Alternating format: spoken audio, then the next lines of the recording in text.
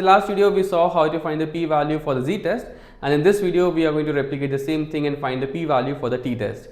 In this scenario, we have been told an AI company claims the software saves at least 10 hours a week. We suspect it is less. We test 16 accountants. The average 9.5 hours saved with a standard deviation of 2. We have already formulated the null and the alternative hypothesis statement. Based on the alternative hypothesis statement, it is going to be a left tail test. That is, my rejection area is going to be on the left tail side. Now let's quickly calculate the t statistic value. Here we are going to use the manual formula, that is the x bar minus mu divided by the standard deviation and divided by the square root of n, which is going to give us -1 as the t statistical value. Now we need to find the t critical value and the p value. For the t critical value, we are going to use a function called T.INV, and inside this function it's asking for two parameters, that is the probability and the degree of freedom. Now from the last video we know that probability is the distance traveled in order to reach to the critical value point. So in this case scenario, we have traveled a distance of 5% in order to reach this point. The 5% is nothing but my alpha. So for probability we are going to select the alpha, comma, the degree of freedom is nothing but n-1, which is going to give us 15, and we have selected 15 here, bracket close and enter. So my critical value is -1.75305. If we, based on these two values, let's see whether we are retaining or rejecting null hypothesis. My critical value is -1.75. My statistical value is 1, which is coming inside here, which is inside my retention area.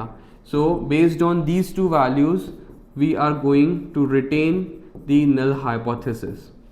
Now we need to find the p-value and cross check that whatever result we are getting with the statistical value and critical value, is it correct or not.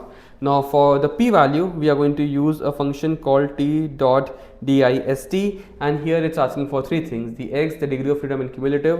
X is nothing but my statistical value here, comma, degree of freedom is 15, comma, for cumulative we'll select true, bracket close and enter. My p-value is coming as 0.16. We know that if p-value is less than alpha, we reject the null hypothesis, but in this case the p-value is greater than the alpha.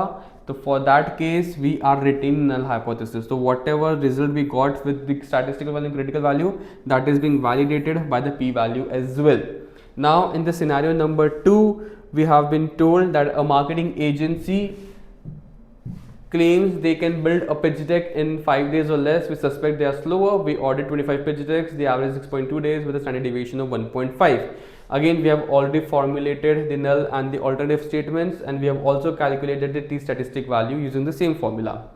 Now based on the alternative statement, it is my right tail test, that is my rejection area is going to be on the right side. This is 95% area and this is going to be my 5% area.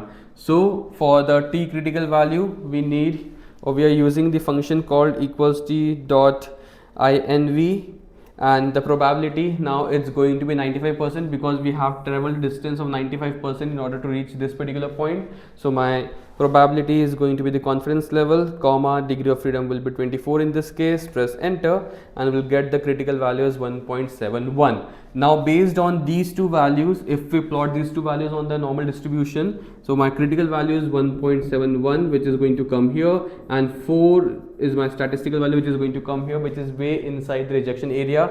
So based on these two values, we are going to reject the null hypothesis. Now let's check whether we are getting the same result for the p-value as well or not. So for p-value, the function is going to be equals to T.DIST, but in this case we are going to take the help of function called T.DIST.RT, that is for the right tail, and we are going to select this thing. Again it's asking for the x and the degree of freedom. X is nothing but my t statistical value here, comma, degree of freedom is going to be 24 and press enter, and now we are getting a p-value of 0.000263.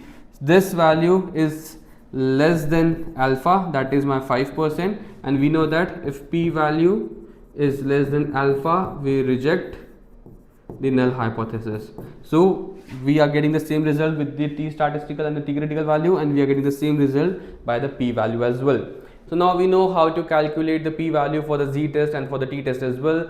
P-value is one of the most important part from this point onwards, and from the next video we are going to start working with the statistical software, and I'll see you there.